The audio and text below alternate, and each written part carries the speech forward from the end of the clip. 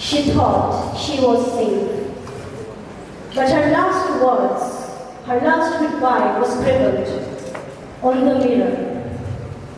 Can you imagine how it feels when you know you are looking at your last reflection in the mirror for the last time? Ladies and gentlemen, good afternoon. I'm going to introduce you today to the unheard voices. Months of counseling, suicidal thoughts, irregular intake of antidepressants, and self-isolation of 1 year finally lead to surrender of life last year in May. This is the story of a very close friend of mine, a true story. Her name is, or was, Kirsty. A young, friendly medical doctor who met Philip through one of her patients.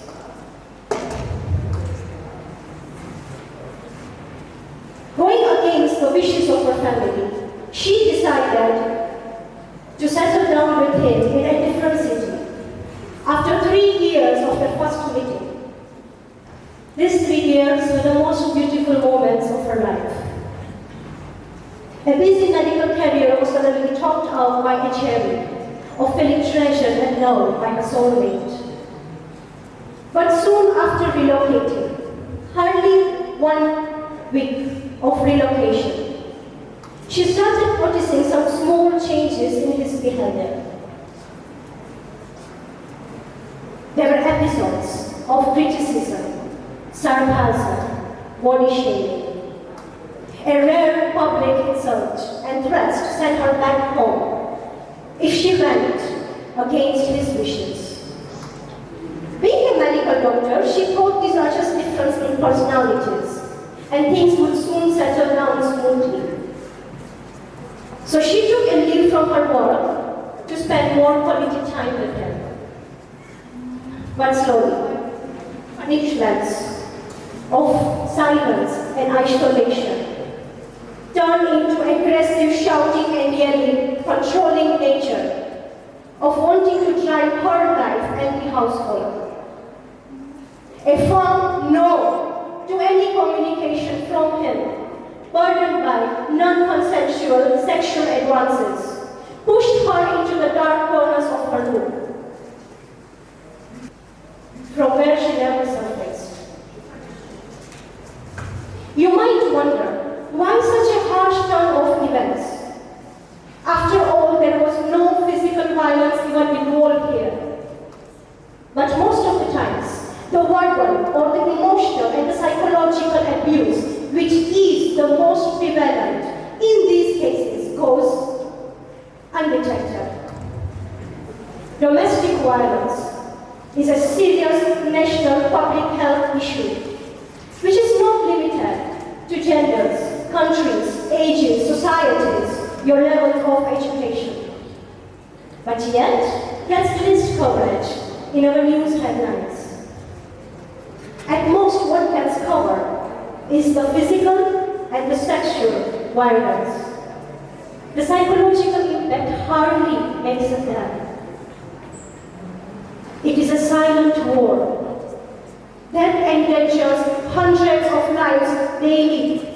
And these are the unheard voices, which gets crushed and buried. I bet around 50% of us present here today have either heard about it, witnessed, or experienced it. But who's taking action? In most of the initial phases, the victims are ignored. Sometimes they do not even hear their own voice themselves, because the trauma has torn through their confidence, their ability, their strength. It is inculcated in their mind that they are a liability and dependent. Most are caught in a powerful way of denial and shame. Do you know how many Tanzanian women have experienced domestic violence? Any guesses? Nearly half. Yes, around 50% of the Tanzanian women under the age of 50 have been physically or sexually assaulted. But while the victims keep silent, there is yet another voice which constantly keeps on giving signals that something is not right, and yet remains unheard. The voice of the body. And it's not just the depression and the anxiety, but many symptoms, like a backache, a chronic headache, which does not come up with any diagnosis even on scans. Miscarriages, abortions, addictions, fractures, dislocations, HIV, STI, stress, neurological, cardiovascular, endocrine. Major number of these are due to violence exposure.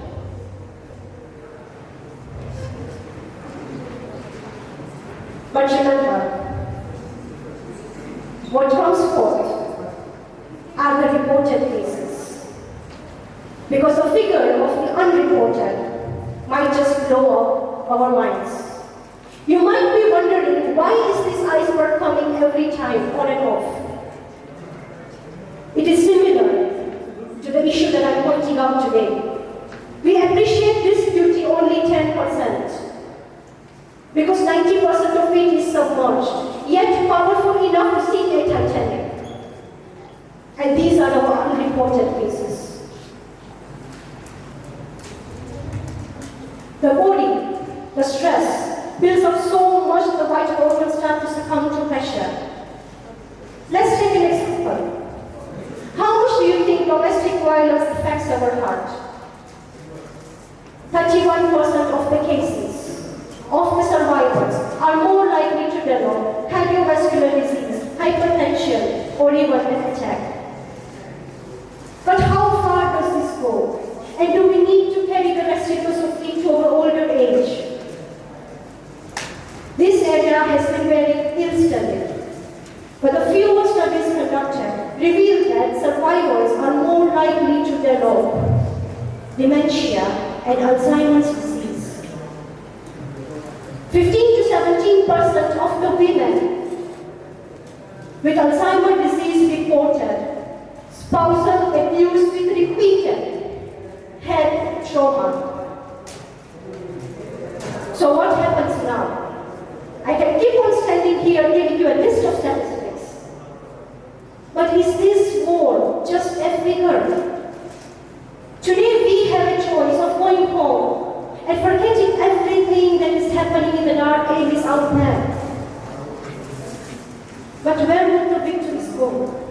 What about them? Because going home might be their worst fear. Unfortunately, we have taken for granted that domestic violence is here to remain, not because there are no laws against the abusers, but because you are quiet, because we are burying the truth, because we are finding medical reasons behind the deterioration of our health all the time, because we fear. And it is this fear that the abusers feed on. There are police gender desks, drop-in centers to help the victims, various organizations playing vital roles to stop the violence. But should everything be left up to them? To drive our nation towards a better tomorrow, we should also take a responsibility to help those who need to be heard. So go home today and reflect on yourself, but ask the right questions to get the correct answers. Is there anyone you know who is being abused? Anyone you know who needs help? How many of you have a partner who swears at you? And that's normal, right? Do we by chance fall into any such category of the victims or of the abuser? Share your story no matter where you stand, because it takes one wounded heart to heal the other. The first step is the most difficult of all. The victims do not want to be blamed, stigmatized, judged. Trust me, they don't even want your pity. They just want to be heard. And in turn, what they want to hear is that they are not alone. They actually have a huge invisible community out there. When the victim first shares the story of violence, they take the first step in breaking the cycle of abuse.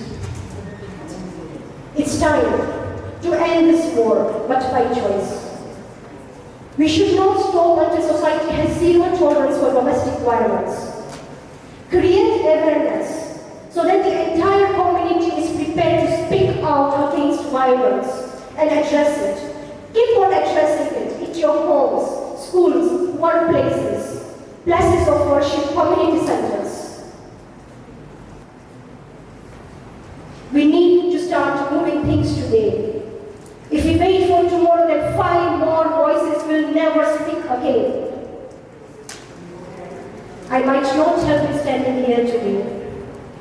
The end might would have been different if Kirsty would have chosen the next option. And the next option was life. Always choose life. Justice for Kirsty and many others like her is not wiping out queues of Philips. It is eradicating domestic violence from the face of the world. If you can use GPS, then it's time now to install EPS, Domestic Violence Protection Service helplines. Install them in your community halls. Install them in your places of worship. So that people can call you, even if it's not for help, for sharing. And let these helplines be open for everyone. Install them today so that tomorrow 5 more voices will speak and they will survive. I'm here for those who want to share. Let's join hands and inspire a change. So that we speak out for those who think they do not have a voice. Let's step forward to end this struggle. A step up to save our people. Because every life counts. Thank you.